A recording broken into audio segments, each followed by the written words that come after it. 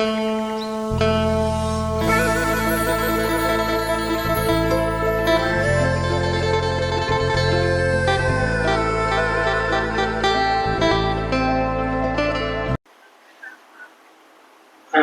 พี่น้องเนาะโอเคเปิดคลิปเปิดภาพมาพบเจอกันอีกคือเก่าคือเดิมเป็นไงพี่น้องเนาะหลังจากที่เลิกเวียกเลิกงานมาเนาะก่อนอื่นกราบทักทายสบายดีสวัสดีพ่อแม่พี่น้องกันเบิดทุกคน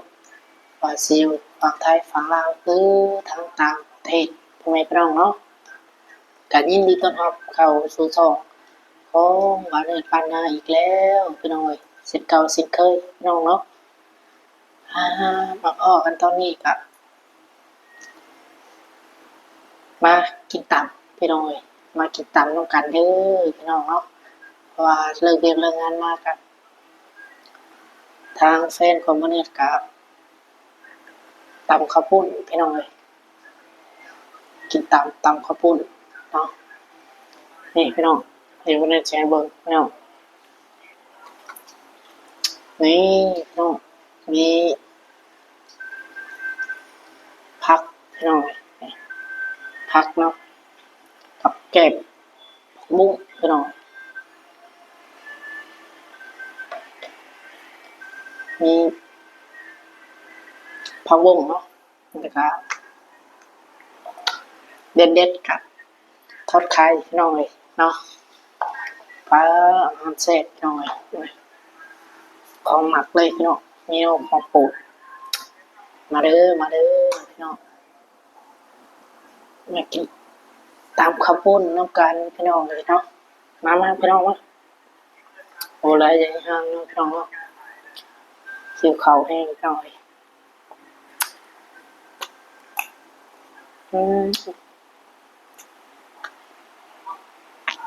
มาพี่น้อง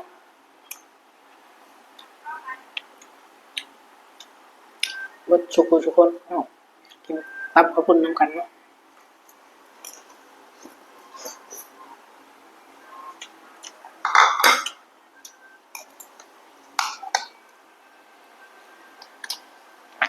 แซ่บพี่น้อง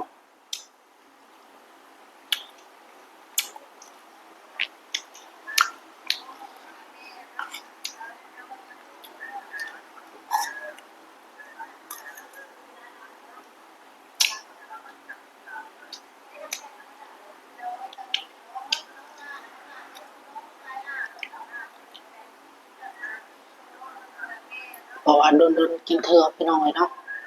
ก็เลยวันนี้ก็เลยเป็นสาวน้ำเป็นปั๊มให้กินพี่น้อง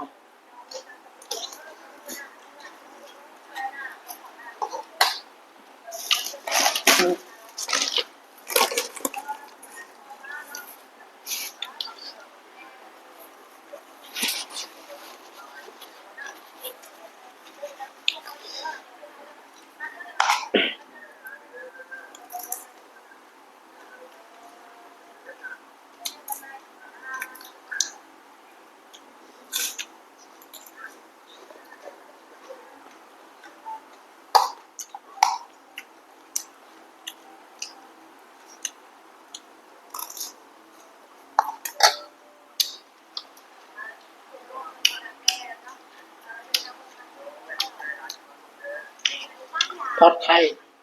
ข้าวเจ้าพี่น้องกินข้าวเจ้าน้อง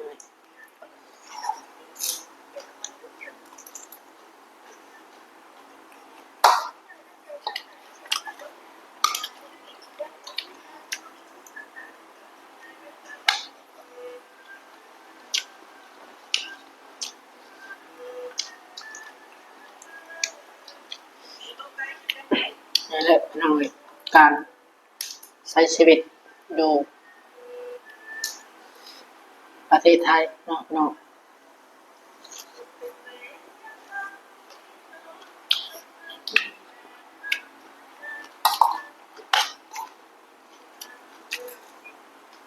ผมเรียนข้างนะครับ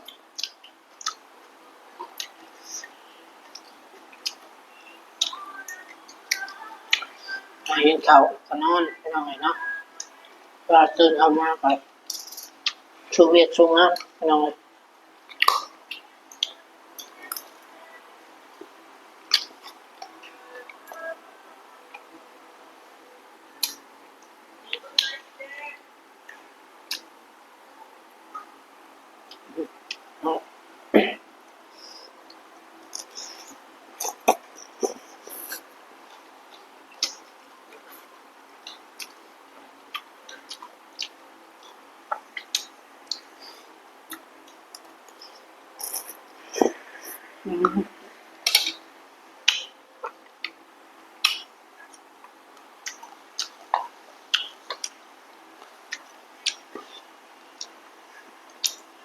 กินกับผักไปหน่อยผักบุ้งเนาะมาเด้อปลาลงหมดสุขทุกคนเนาะ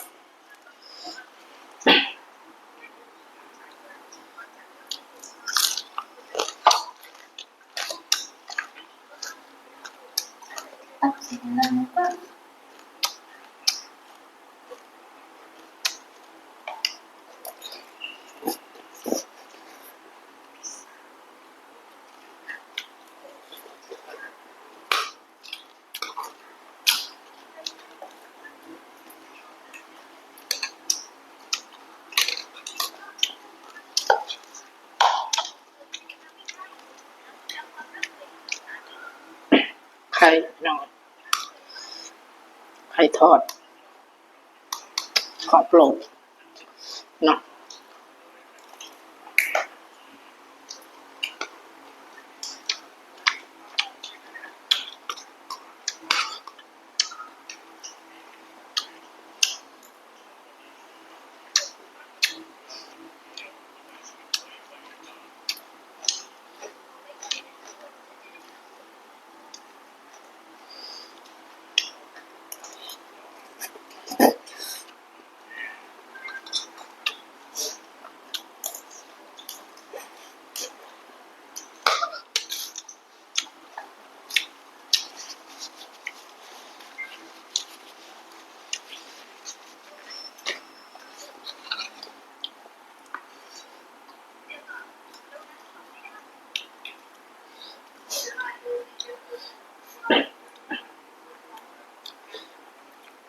ต้นเราไม่ได้กินเนาะนี่ก็เลยจัด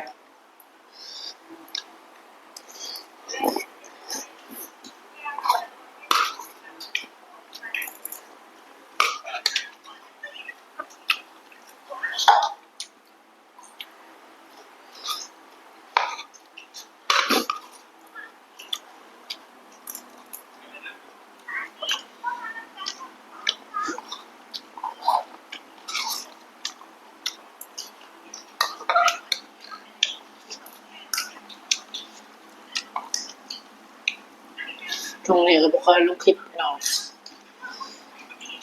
เนาะหลังจากบ้านเนี่ยผมนิดๆเนาะเพราะว่า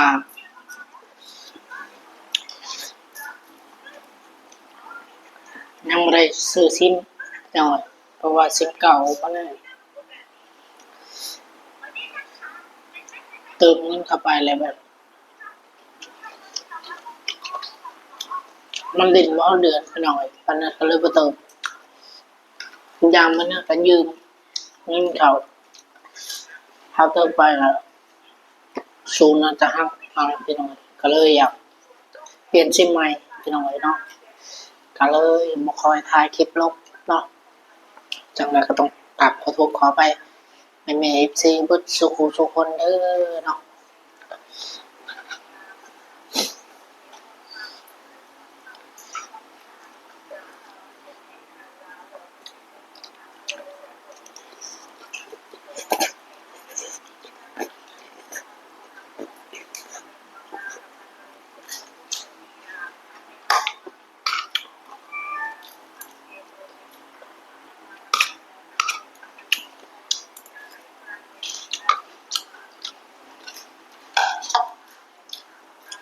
เนาะขอใครเนาะ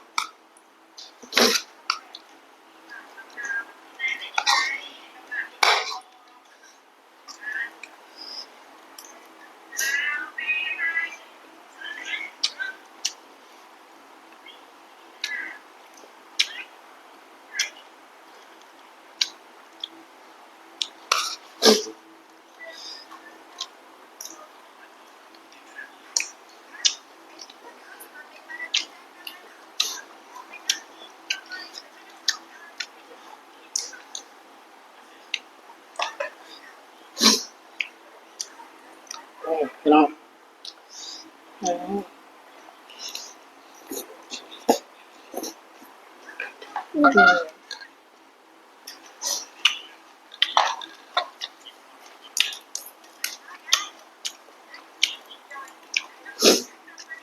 พักเข้าไปพี่น้อง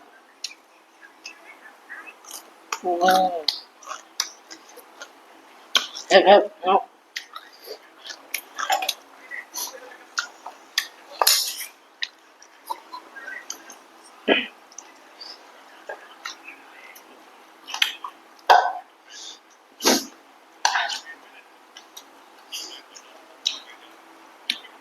จัดทอดไข่เข้าไปเนาะ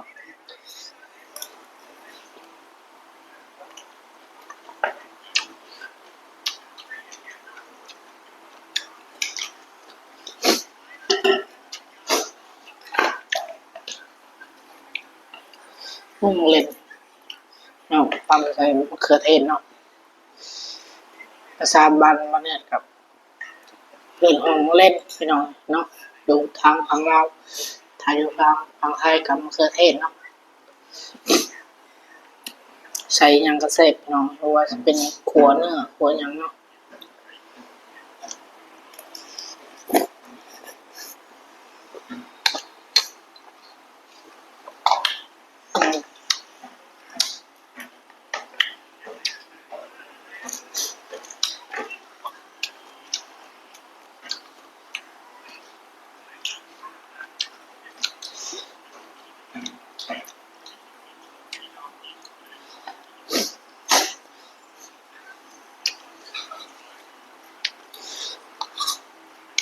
เอาเข่ามาหน่อยเดียวพี่น้องตัวครับสามารถเป็นวินนำเป็นบอกข่าวกล้องพี่น้องเป็นอายเนาะ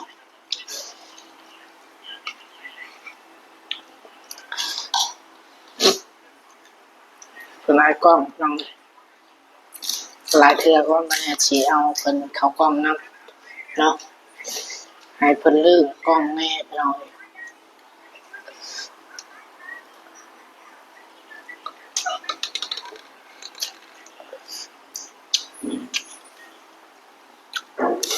ช่วงนี้เพิ่นอายกล้อง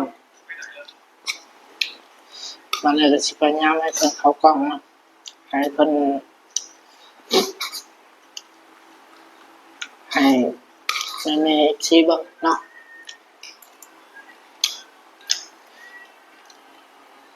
ยากให้เพิ่นสิเขากล้องนำน้อยเนาะเพราะว่าเพิ่นอายมันเนี่ยคือมันสิ้นแล้วนะพี่น้องเนาะทำมันเนี่ยเขากล้องตลอดก็เลย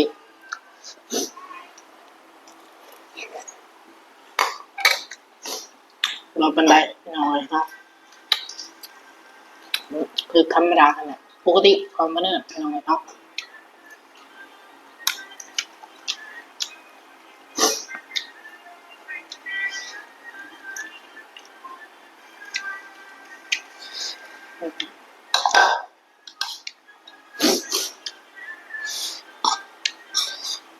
เมียบุกินน้ำพี่น้องกินคนเดียวทอดไข่แต่ละมื้อ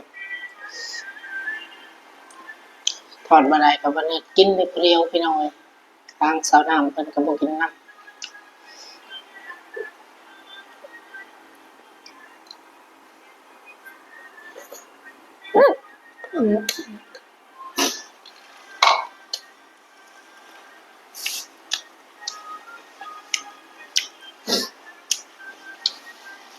ขอโทษขออภัยพี่น้องความกินจะอด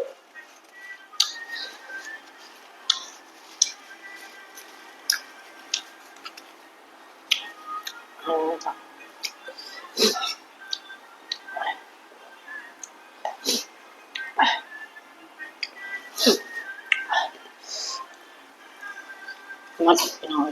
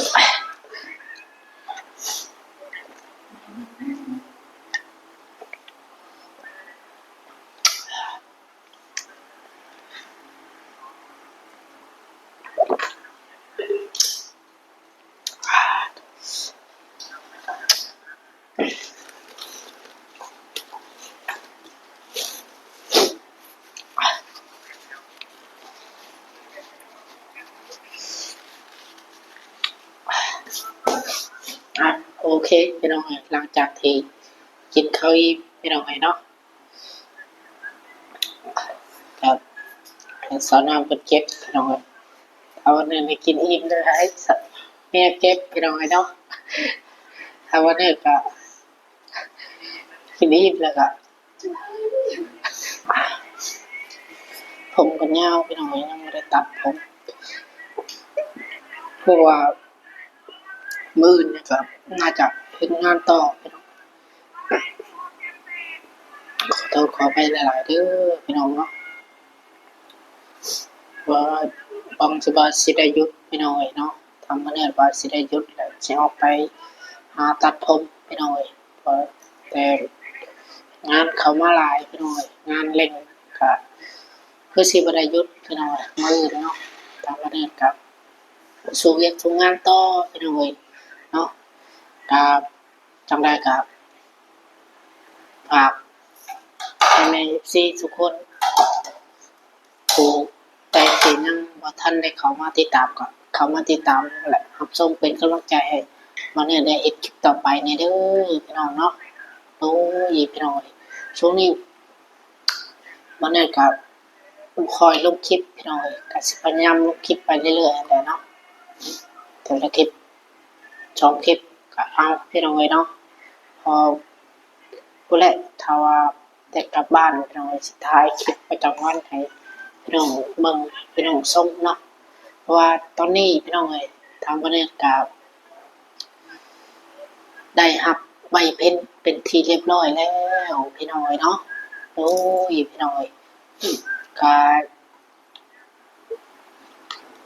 ได้รับใบเพ็ญเป็นที่เรียบร้อยพี่น้องทางบรรยากาศมีผู้ดูแลให้พี่น้องก็มีอ้ายคนหนึงเนาะที่เพิ่นดูแลซอกให้ของบ่เนี่ยนี่แหละเนาะแต่ว่าทางอ้ายเพิ่นดูแลให้พี่น้องก็ขอบคุญขอบคุณอ้ายเพิ่นหลายๆเด้อเนาะที่เฮ็ดให้น้องที่ช่วยดูแลช่องให้น้องเนาะก็ขอบคุณทางอ้ายหลายๆขอบคุณจากใจเลยพี่น้องเนาะหลายๆคนก็อาจสิติดตามเพิ่นอยู่พี่น้องเนาะชื่อช่องของอ้ายเพิ่นก็ชื่อว่าอ้ายชื่อว่าบ่าวกิแลกพี่น้องทางช่องของอ้ายเพิ่นหลายๆคนถ้า FC ท่านใดติดตามเพิ่นก็อาจจะฮู้พี่น้องเนาะวันนี้ให้ทางอ้ายเพิ่นดูแลให้พี่น้องทักช่องวันนี้ก็เลยวันนี้ก็มีแต่ว่าวันนี้นี่ลงคลิปไปเรื่อยๆอะไรพี่น้องเนาะหลังจากที่เราได้หักไปพินมาเป็นทีเรียบร้อยแล้วพี่น้องก็สิลงคลิปไปเรื่อยๆพี่น้องจังใดก็ฝากพี่น้องในเด้อเนาะฝากกดไลค์กดแชร์กดติดตามและกด Subscribe เนาะเพื่อเป็นกำลังใจให้เบาเนี่ยมีความคิดเห็นใดก็คอมเมนต์มาพี่น้องเนาะมาเป็นกำลังใจคอมเมนต์มาให้กำลังใจเบาเนี่ยเฮ็ดคลิปต่อไปพี่น้องสำหรับคลิปนี้ก็สิมีประมาณนี้เนาะพี่น้องเนาะก็บ่มีหยังหลายพี่น้องก็เบาเนี่ยก็สิขอตัวลาทุกคลิปไปก่อนพี่น้องไว้พบเจอกันคลิปหน้าเนาะพี่น้องสำหรับคลิปนี้ก็สิขอจบเพียงเท่านี้พี่น้องสำหรับคลิปนี้เนาะที่สำคัญบรรยากาศขอขอบคุณ FC เปิดสุขุทุกคนที่เข้ามาติดตามและรับชมพี่น้องเนาะถ้าหากว่าบางเรื่องผิดพลาดประการใดก็ต้องกราบขอโทษขอไปหลายๆเด้อพี่น้องสำหรับคลิปนี้บรรยากาศขอตัวลาไปก่อนพี่น้องพบเจอกันคลิปต่อไปสำหรับคลิปนี้วันนี้กล่าวคำว่าสบายดีพี่น้องสุขคนพี่น้องโอเคพี่น้องพบเจอกันคลิปหน้าเนาะ